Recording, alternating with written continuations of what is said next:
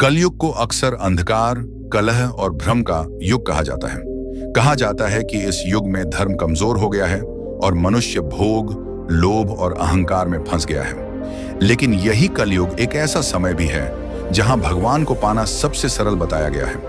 प्रश्न यह नहीं है कि भगवान कलयुग में हैं या नहीं, बल्कि यह है कि हम उन्हें किस दृष्टि से खोजते हैं। पुराने युगों में कठोर तपस्या, लंबे यज्ञ और वर्षों का संन्यास आवश्यक माना जाता था, पर कलयुग में भगवान ने स्वयं मार्ग को सरल कर दिया है। भगवान को पाना किसी स्थान विशेष तक सीमित नहीं है।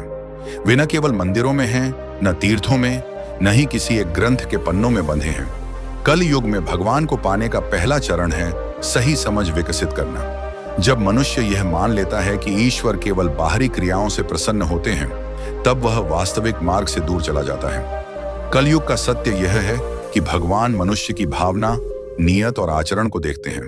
भक्ति को अक्सर केवल पूजा पाठ तक सीमित कर दिया गया है। सुबह शाम दीप जलाना, मंत्र बोलना और कथा सुनना अच्छी बात है, लेकिन यदि इन सब के बाद भी जीवन में करुणा, सत्य और संयम नहीं है, तो भक्ति अधूरी रह जाती है। कलयुग में भगवान को पाने के लिए सबसे पहले अपने भीतर झांकना आवश्यक है। मनुष्य को यह देखना होता है कि उसके विचार, शब्द और कर्म एक दूसरे से मेल खाते हैं या नहीं। भगवत गीता में कहा गया है कि मनुष्य जैसा कर्म करता है वैसा ही फल पाता है। यह नियम कलयुग में भी उतना ही सत्य है जितना किसी अन्य युग में था। भगवान को पाने का अर्थ यह नहीं कि जीवन की सभी समस्याएं समाप्त हो जाएंगी। इसका अर्थ है कि समस्याओं के बीच भी मन स्थिर और विवेकपूर्ण बना रहे। जब मनुष्य परिस्थितियों के लिए दूसरों को दोष देना छोड़कर स्वयं की जिम्मेदारी स्वीकार करता है, वहीं से आध्यात्मिक यात्रा आरंभ होती है। कलयुग में नाम स्मरण को अत्यंत प्रभावी साधन बताया गया है। किसी भी रूप में ईश्वर का स्मरण करना, चाहे वह राम नाम हो, कृष्ण नाम हो या किसी भी इष्ट का नाम, मन को धीरे धीरे शुद्ध करता है। इसका उद्देश्य चमत्कार पाना नहीं, बल्कि मन को भटकाव से निकालकर एकाग्रता की ओर ले जाना है। जब मन शांत होता है, तब सही और गलत का भेद स्पष्ट होने लगता है। सेवा को भी कलयुग की महान साधना कहा गया है।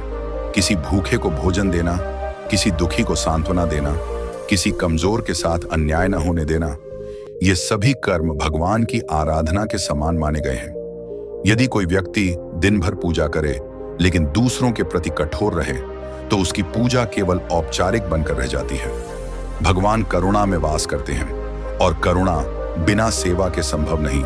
सत्य बोलना और ईमानदारी से जीवन जीना कलयुग में कठिन अवश्य है, पर यही भगवान तक पहुंचने का मार्ग है। जब पूरा वातावरण छल और स्वार्थ से भरा हो, तब सत्य का साथ देना साहस मांगता है। यही साहस मनुष्य को भीतर से मजबूत बनाता है।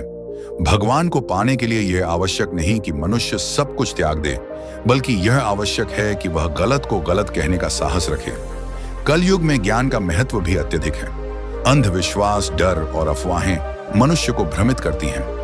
सच्चा आध्यात्मिक ज्ञान मनुष्य को प्रश्न पूछना सिखाता है, न कि आंख बंद करके मान लेना। शास्त्रों का अध्ययन विवेक के साथ करना चाहिए, ताकि उनका उद्देश्य समझ में आए। ज्ञान का लक्ष्य अहंकार बढ़ाना नहीं, बल्कि विनम्रता लाना है। इस युग में भगवान को पाने की राह बाहर नहीं, भीतर से होकर जाती है। जब मनुष्य अपने अहंकार को धीरे धीरे कम करता है, दूसरों को समझने का प्रयास करता है और अपने कर्मों की जिम्मेदारी लेता है, तब उसका जीवन स्वयं एक साधना बन जाता है। यही वह बिंदु है जहां से कलयुग की भक्ति गहराई लेने लगती है, और यहीं से आगे की यात्रा और भी स्पष्ट होती जाती है। क्योंकि जब मनुष्य अपने भीतर परिवर्तन लाने लगता है, तब उसके संबंध, निर्णय और लक्ष्य सभी नए रूप में सामने आने लगते हैं। और उसी परिवर्तन की अगली परत में छिपा है वह मार्ग जहां भक्ति केवल भावना नहीं रह जाती, बल्कि जीवन की दिशा बन जाती है। यही वह चरण है जहां कलयुग की भक्ति व्यवहार में उतरती है।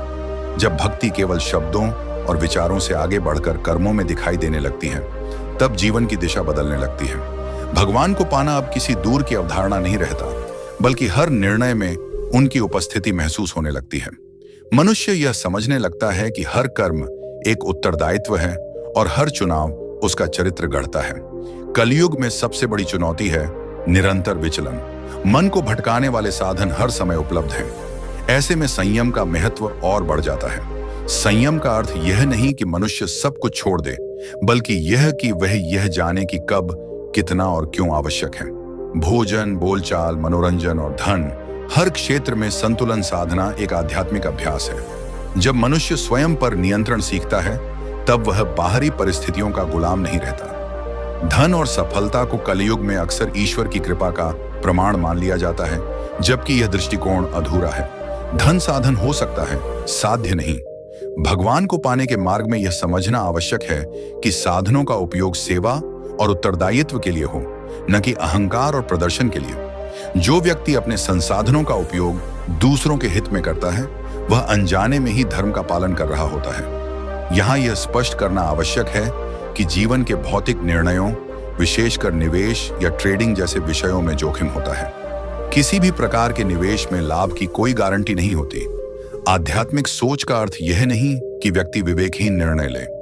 हर दर्शक को अपने आर्थिक निर्णय स्वयं लेने चाहिए और निवेश से पहले योग्य वित्तीय सलाहकार से सलाह लेनी चाहिए।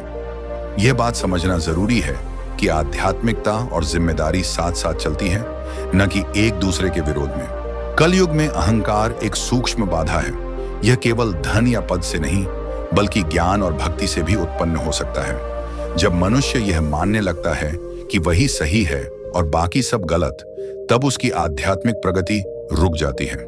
सच्ची भक्ति विनम्रता सिखाती है। विनम्र व्यक्ति सीखने के लिए सदैव तैयार रहता है और सीखने की यह प्रवृत्ति उसे आगे बढ़ाती है। सत्संग का महत्व भी कल युग में विशेष रूप से बताया गया है। सत्संग का अर्थ केवल किसी सभा में बैठना नहीं, बल्कि ऐसे लोगों के साथ समय बिताना है जो आपको बेहतर इंसान बनने की प्रेरणा दें, जिनसे बातचीत के बाद मन हल्का हो, विचार स्पष्ट हो और कर्म सुधारने की इच्छा जगे। गलत संगति मनुष्य को धीरे धीरे भटका देती है, जबकि सही संगति बिना शोर किए दिशा बदल देती है। क्षमा कलयुग की एक कठिन लेकिन आवश्यक साधना है। इसका अर्थ अन्याय को स्वीकार करना नहीं, बल्कि अपने मन को विष से मुक्त करना है। जब मनुष्य क्षमा करता है, तो वह स्वयं को हल्का करता है।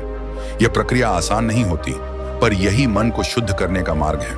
भगवान को पाने का रास्ता भारी मन से नहीं, हल्के हृदय से होकर जाता है। निरंतर आत्म मंथन भी आवश्यक है। दिन के अंत में यह देखना कि कहां क्रोध आया, कहां लालच हुआ और कहां करुणा जगी। यह अभ्यास मनुष्य को जागरूक बनाता है। जागरूकता ही वह दीपक है जो कलयुग के अंधकार में मार्ग दिखाता है। जब मनुष्य जागरूक होता है, तब वह गलती करने के बाद भी सीख लेता है और दोहराने से बचता है। अंततः कलयुग में भगवान को पाना किसी चमत्कार की प्रतीक्षा करना नहीं है। यह एक धीमी, स्थिर और निरंतर प्रक्रिया है। छोटे छोटे सही कर्म, सही विचार और सही निर्णय मिलकर जीवन को साधना बना देते हैं। जब मनुष्य यह स्वीकार कर लेता है कि पूर्णता नहीं, बल्कि निरंतर सुधार ही लक्ष्य है, तब उसका मार्ग स्पष्ट हो जाता है। यही वह स्थिति है जहां भगवान दूर नहीं लगते, बल्कि हर क्षण साथ चलते हुए महसूस होते हैं। और यही कलयुग की भक्ति अपने पूर्ण अर्थ में प्रकट होती है। कलयुग में सही मार्ग समझना आसान नहीं है। अगर यह वीडियो आपके लिए उपयोगी रहा हो, तो लाइक करें और ऐसी ही जिम्मेदारीपूर्ण बातें सुनने के लिए सब्सक्राइब करें।